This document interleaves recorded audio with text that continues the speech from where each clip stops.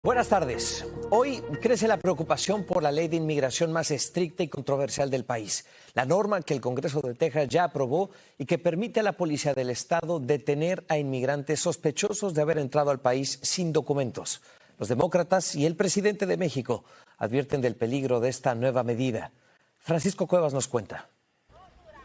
En la frontera de Texas hoy aumentó la desesperación. Muchos migrantes como Alejandro de Guatemala, quien acaba de cruzar el río Bravo en busca de refugio, están sorprendidos que ahora entrar ilegalmente al país podría ponerlos tras las rejas en este estado. Me preocupa, sí, porque todo lo que uno sufre y venir a caer aquí a la cárcel no es justo. Con 83 votos a favor, 61 en contra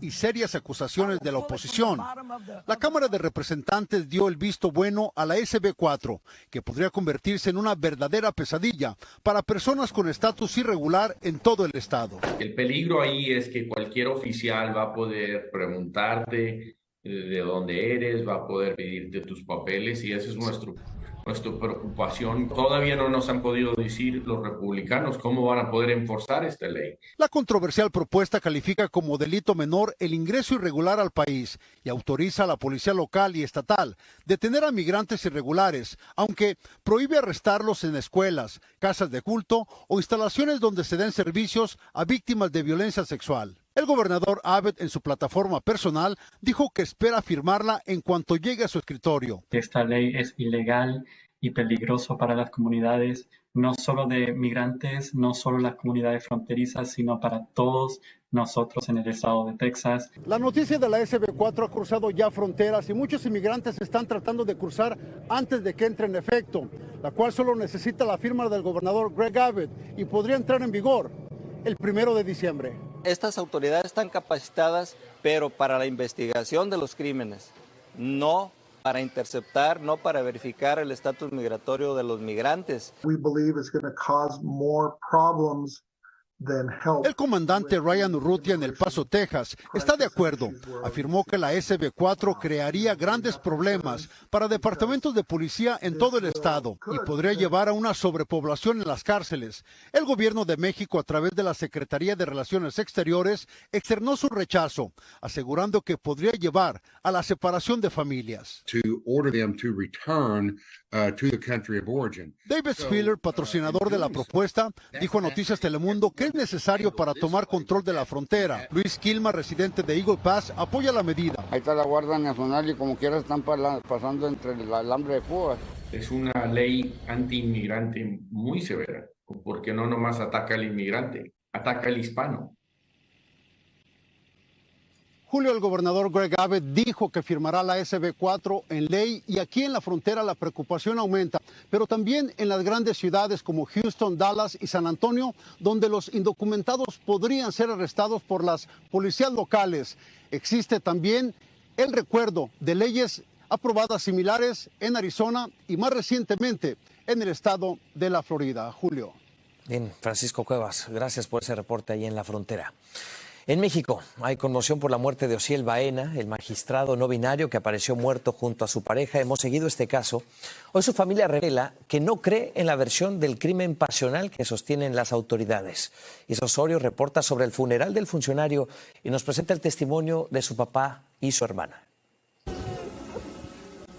Sus seres más queridos despidieron entre lágrimas y sollozos al magistrade Osiel Baena en su natal Coahuila, donde descansarán sus restos. Muchas gracias, muy agradecido por sus muestras de cariño. Su padre, Juan Baena, agradeció las muestras de cariño y respeto.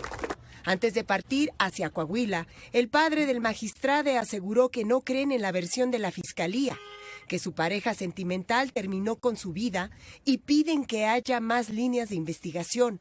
No es cierto lo que ellos están manejando. Y sería una vergüenza dejar a esa justicia que emita un juicio que no es correcto y que yo creo la mayoría no lo cree. En Aguascalientes también se realizaron los funerales de Dorian Herrera, a quien la Fiscalía del Estado señaló como el homicida de Osiel Baena y quien, según las autoridades, se suicidó tras cometer el delito. En el caso de Dorian encontramos huellas en sus dedos índice y medio, propios de la utilización de la navaja con la que nosotros estamos concluyendo que se privó de la vida al magistrado.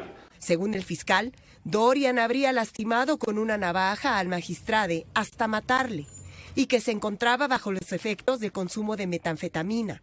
Pero la familia acusa a la fiscalía de evadir su deber de investigar el crimen desde otros ángulos. Creemos que hay un tema mucho más grave o mucho más importante o de trascendencia, unas líneas de investigación que no se están revisando y precisamente la postura de la familia va encaminada a eso. No están de acuerdo para ahorita con las versiones oficiales que ha habido. El abogado de la familia también nos adelantó que mañana habrá una conferencia de prensa donde van a denunciar irregularidades por parte de la Fiscalía y el acoso que han sufrido, pues aseguran no descansarán hasta que haya justicia por Ociel. Julio. En la capital mexicana, gracias, Isa. Aquí en Estados Unidos, el senador Joe Manchin no descarta postularse para las elecciones presidenciales de 2024. El demócrata de Virginia Occidental dijo en una entrevista con nuestra cadena hermana NBC News que haría todo lo posible para ayudar al país. Agregó que primero tiene que explorar si hay interés por un candidato moderado como él. Manchin anunció la semana pasada que no buscará la reelección para el Senado. Hoy el presidente Biden se reunió con su colega chino Xi Jinping en San Francisco, California. Una reunión de alta tensión con el objetivo de reducir la rivalidad entre los dos países. El encuentro es el primero que sostienen en este año y para muchos, después de meses sin comunicación, el solo hecho de que retomen las conversaciones ya es un signo de progreso. Erika Flores amplía desde San Francisco. Con un apretón de manos se dio el esperado encuentro entre Joe Biden y su homólogo chino Xi Jinping en San Francisco durante el Foro de Cooperación Económica Asia-Pacífico que reúne a 21 países, siendo esta una de las más cruciales que no estuvo ajena a varias protestas. I value our conversation because I think it's paramount that you and I understand each other clearly, leader to leader, with no misconceptions or miscommunication. La reunión de los mandatarios y sus delegados se da en medio de una fuerte tensión entre ambas naciones y a un año de haber conversado en persona en la cumbre del Grupo de los 20 en Indonesia. For two large countries like China and the United States, turning their back on each other is not an option. It is unrealistic for one side to remodel the other, and conflict and confrontation has unbearable consequences for both sides. Los líderes navegan no solo por la competencia económica y las disputas sobre el robo de tecnología, la piratería y el comercio, también por la agitación global, siendo los estrechos vínculos de China con Rusia e Irán un foco clave, según explica este profesor de Relaciones Internacionales de la Universidad de San Francisco. China hasta ahora se ha declarado neutral en ambos conflictos y en ese sentido el encuentro puede ser una oportunidad para ver si China podría jugar un papel en el desarrollo de ambos conflictos en los próximos meses. Desde su último acercamiento han pasado muchas situaciones que aumentaron las tensiones entre ambas superpotencias, entre ellas el derribo del globo espía en suelo estadounidense, también la visita de la expresidenta de la Cámara de Representantes a la isla de Taiwán, que ha sido un punto histórico de tensión entre Washington y Pekín. Otros de los temas de conversación entre Biden y Xi está una cooperación sobre la crisis de los opioides para frenar el flujo mortal del fentanilo desde China, asimismo llegar a un convenio de restricciones con respecto a la inteligencia artificial para que no sea usada en cuestiones militares. Se espera que de esta cumbre se logre restablecer el diálogo y comunicación militar entre ambas naciones para que las tensiones no escalen a un conflicto real. Julio. Un encuentro importantísimo. Muchas gracias, Erika. Las fuerzas israelíes comenzaron un operativo militar dentro del hospital más grande en la Franja de Gaza. Aseguran que Hamás utiliza sus instalaciones con fines militares, algo que el grupo palestino niega. El hospital Al-Shifa es un complejo que cuenta con una sala de emergencias, secciones de cirugía para niños, una unidad de quemaduras y algunas zonas más. Según cifras de las Naciones Unidas, en la incursión israelí había 700 pacientes, más de 400 trabajadores de salud y cerca de 3.000 desplazados por esta guerra que habían buscado refugio ahí, en estas instalaciones. La ofensiva israelí puede marcar el futuro de la guerra cuando crece la presión internacional por la crisis humanitaria en Gaza. Rogelio Morataglia reporta. En una operación que calificaron como precisa y dirigida contra Hamás, las Fuerzas Armadas de Israel ingresaron al hospital Al-Shifa, el más grande de la Franja de Gaza. En ese lugar, además de cientos de pacientes y personal médico, se refugian miles de palestinos desplazados por la ofensiva israelí. La incursión al hospital es totalmente inaceptable, sentenció el director de la Organización Mundial de la Salud. Las fuerzas de defensa israelíes aseguran que ingresaron al hospital porque en la zona Hamás tiene un centro de operaciones. La utilización de hospitales para necesidades militares en la Franja de Gaza es un crimen de guerra y vamos a seguir llegando al Hamás en el lugar donde esté. Israel afirma que estas son las armas que encontró en el hospital, pero esto no ha sido confirmado por otra fuente. Hamás dice que es una mentira. Las fuerzas israelíes aseguran que no se disparó un solo tiro cuando ingresaron al hospital, pero debido a los bombardeos, las condiciones son muy precarias. A esta nena, un médico intenta salvarle la vida administrándole oxígeno de forma manual, porque su cama tuvo que ser movida al corredor. Este médico muestra el área de terapia intensiva. Dice que los pacientes enfrentan un alto riesgo de morir. El primer ministro israelí prometió eliminar a Hamás y rescatar a los rehenes. 4 familiares de Diego, su hermana, el esposo y las 2 hijas están en poder de Hamás. Y hace 40 días yo no paro de llorar. Es una cruel. Agarraron los corazones de nosotros y lo aplastaron. Pero el dolor es una vía de 2 sentidos en este conflicto. Mohamed, que está en el sur de Gaza, perdió hace 6 días a su novia en un bombardeo. Fue cerca del hospital El Shifa. Yo abrí las noticias en el Facebook, yo vi las casas que se han destruidas en aquella noche y yo vi el nombre de la casa de su abuelo. Y ya se murió con toda su familia, amigo.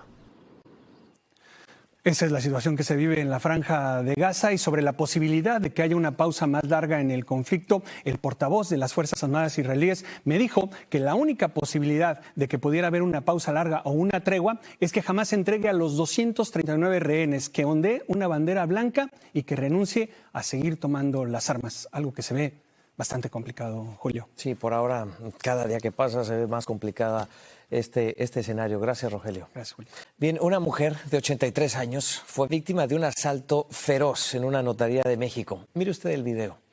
2 hombres se hacen pasar por clientes y uno de ellos saca un arma, le apunta a la mujer y la arrastró por el piso para arrebatarle la bolsa.